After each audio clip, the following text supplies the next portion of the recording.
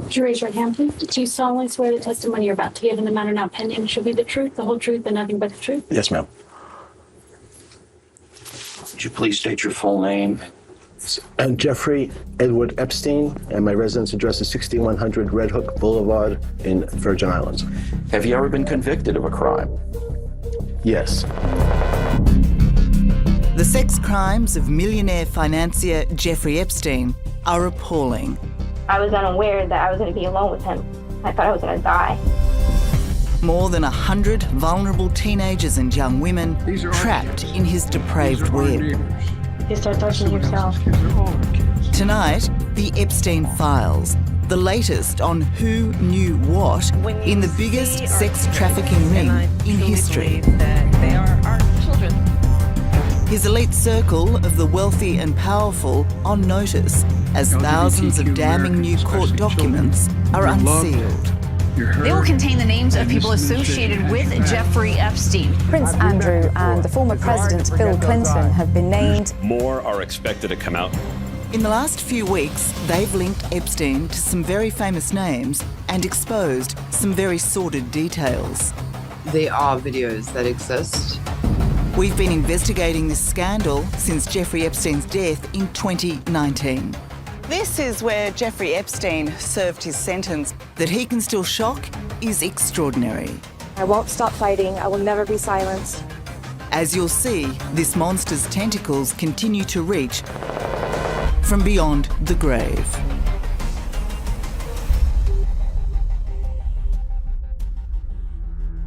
What? Refusing to answer lawyers on the grounds he might incriminate himself, Epstein thought his own silence would protect him forever.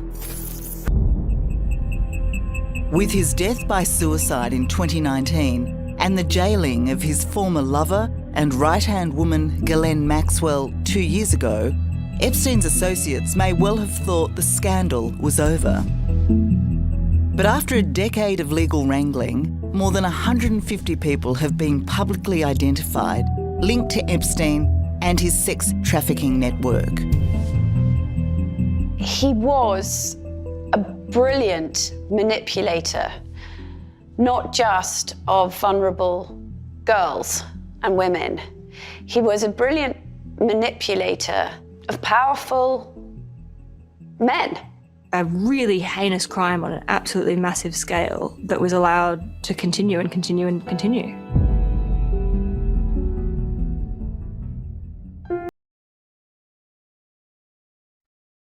On my own island, I can think the thoughts I want to think. I can do the work I want to do. I can continue to explore as I see fit. Jeffrey Epstein's vast wealth gave him access to whatever he wanted. As we now know, the globe-trotting multimillionaire created a network where young women were supplied to him wherever he went. I realize what I am. I'm very comfortable in my own skin. What I'm really free to do is I'm free to follow my own personality.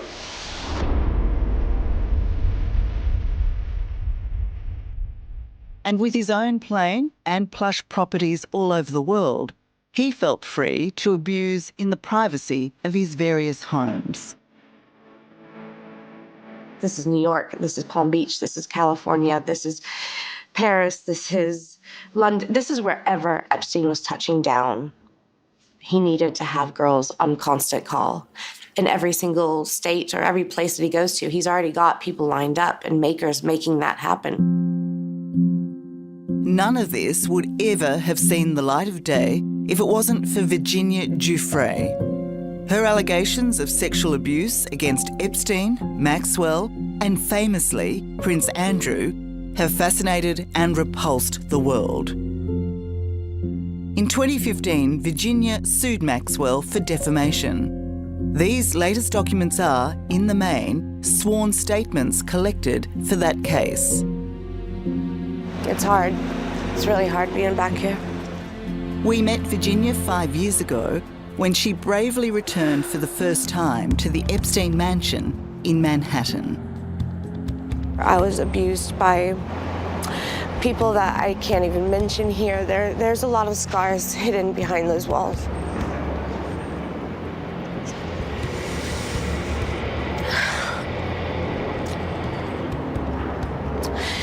It should be ripped down. It should be burned to the ground.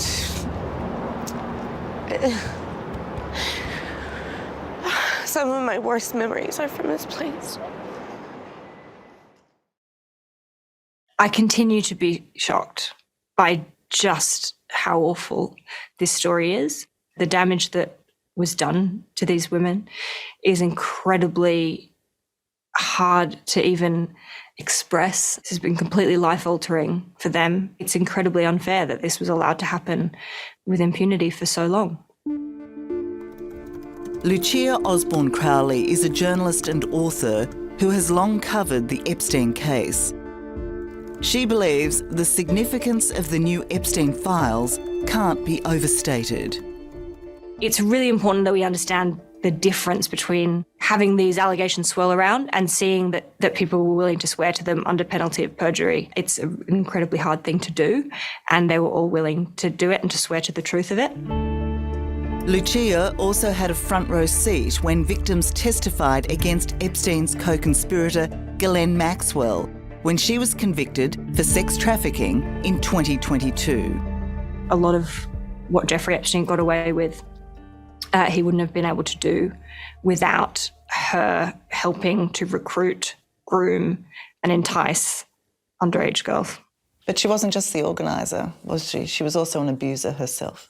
Yes. So we also heard at trial from multiple victims that she was in the room when the abuse was happening and that she engaged in the abuse herself.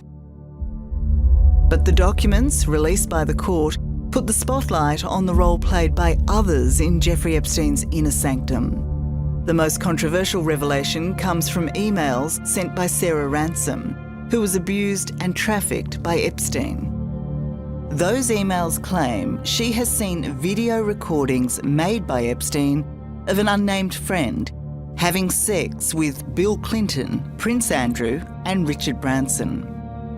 All three men vehemently refute the allegation, and in the past, even Sarah has denied the existence of the tapes.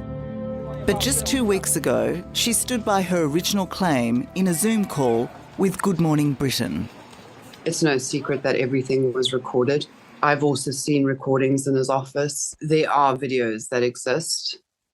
The people that know they exist, I'm sure are very frightened of them being released.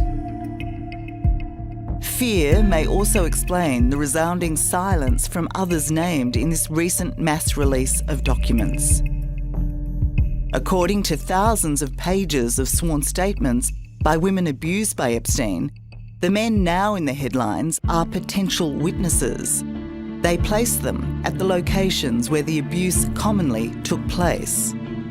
The vast majority, including all the names that we're hearing about the most, there are no allegations of criminality. They are just listed as potential witnesses. If these people are not being accused of any wrongdoing, why have they been named? The question is what they saw, who they met, what questions they asked themselves about why girls of that age would be in any of the Epstein homes. And if they didn't ask themselves questions about that, why didn't they ask themselves questions about that?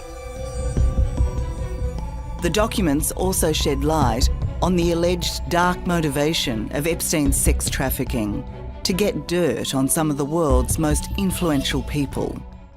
There is, for the first time, the idea that he was quizzing the girls he sent to famous people for details of what happened for blackmail purposes. That has always been the suspicion that this man had cameras everywhere, that he kept blackmail tapes. That was his leverage.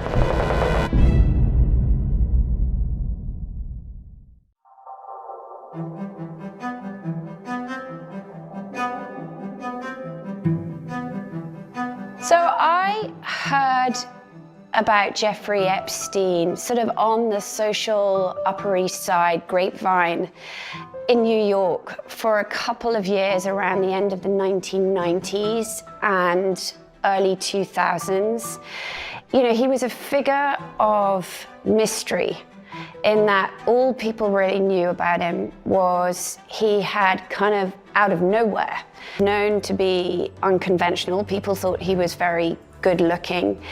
And the only thing that people really knew about him, his sort of connector to the outside world, was somebody I knew. It was Ghislaine Maxwell. With her link to English socialite Ghislaine Maxwell, Vicky Ward was the ideal journalist to profile Jeffrey Epstein. Her task in 2002 was to investigate the man behind the $500 million fortune. My then boss at Vanity Fair magazine, Graydon Carter, phoned me up and said, you know, I've been hearing about this guy for years. Nobody knows who he is, where he got his money from, what his deal is. And that was how it all began. But what started as a business story quickly turned sinister. He liked to have parties with young women, but given that he was a very wealthy, at the time, you know, good-looking bachelor in his 50s, that didn't seem in itself, on the surface, so peculiar. But then I met this woman, Maria Farmer, and she told me that she had worked for Jeffrey Epstein. No one immediately recognised how significant Maria Farmer would become in the Epstein story. Certainly not the authorities, when in 1996 she was the very first to report Jeffrey Epstein and Ghislaine Maxwell to the FBI. Ghislaine came in to get me one evening. Ghislaine escorts me to Jeffrey's room, and he's lying there, and he goes, well, here, sit down, you know? And so right next to him, and then Ghislaine sits on the other side, and they began assaulting me. But really, while I was lying there the whole time, I'm thinking, my sister's been around these people. My sister was 16. She's been around them alone.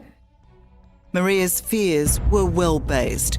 Her younger sister Annie had also been abused by the pedophile pair. And it was the worst thing that's ever happened to me. But in a pattern that would be set in the decades ahead, Maria's complaint of sexual abuse against her and Annie to police was ignored. They just kept it all quiet, put it in the bottom drawer. And they were so dismissive that I just felt daunted and I stopped. For more than 25 years, Maria Farmer has been filling her canvas with the Epstein story, a tale of horror that began in 1995, when, as a gifted student at the New York Academy of Art, she met Jeffrey Epstein and Ghislaine Maxwell. Epstein gave her a job to buy art for his New York mansion. As well, she became an unwitting witness to a steady stream of teenagers and young women through Epstein's front door.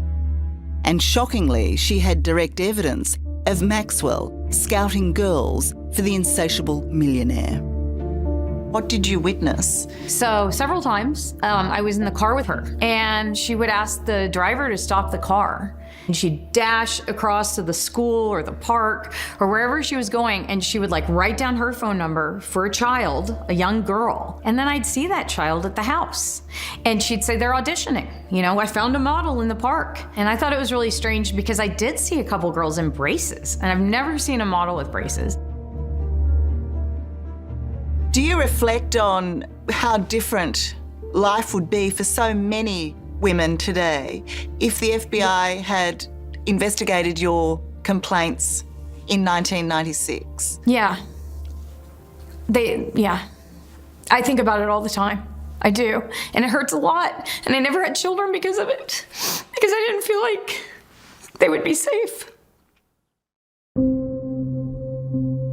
It would be another 6 years before the Farmer sisters would again contemplate speaking openly about their experiences with Jeffrey Epstein. When they met with journalist Vicky Ward in 2002, Maria and Annie were nervous. Did it take a lot for you to convince them to open up to you, to talk on the public record? It did. There's no question. They were very afraid of these very powerful people. And I felt that at least Vanity Fair magazine was also powerful. By us publishing their allegations, that would afford them protection. And so I think that we all proceeded under that premise. And unfortunately, that premise got exploded in the worst possible way. What blew it up? What happened? Well, what happened as this piece was going forward, and I had to finally put all the allegations, both of the business stuff and the farmers' allegations, to Jeffrey and Ghislaine, they in their different ways went completely berserk. Epstein was instantly menacing, a man prepared to bully and intimidate to save himself. He treated